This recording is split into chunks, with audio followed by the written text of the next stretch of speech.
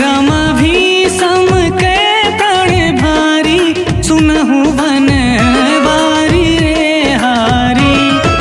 हरे रामा भी सम के प्राण भारी सुनहु वन वारी रे हारी।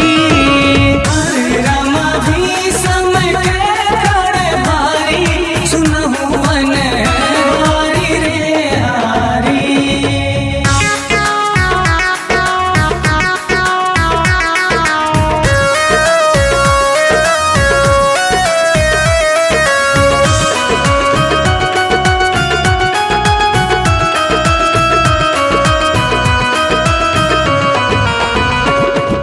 धर्मन भीम सात की पारत सबके बल कई देव अकारथ।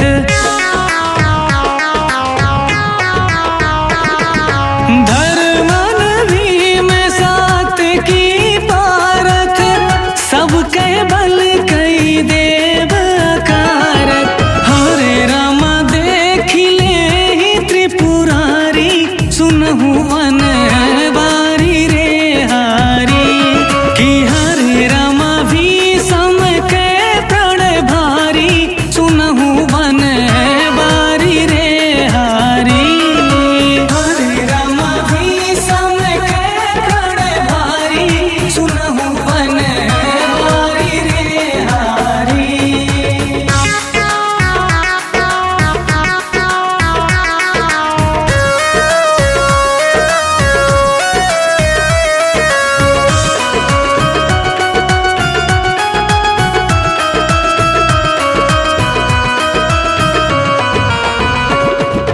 जदु नंदन से अस्त्र गहौबे असि को राम मचौबे रामा।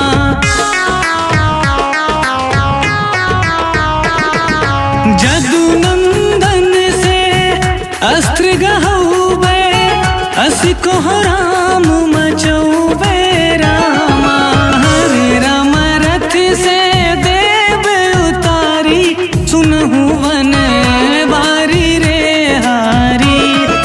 हरे रामा भी सम के प्राण भारी सुनहु वन वारी रे हारी।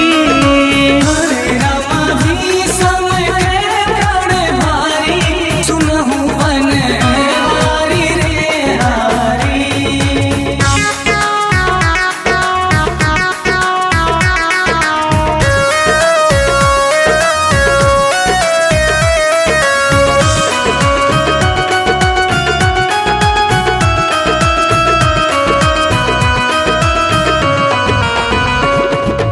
अब तो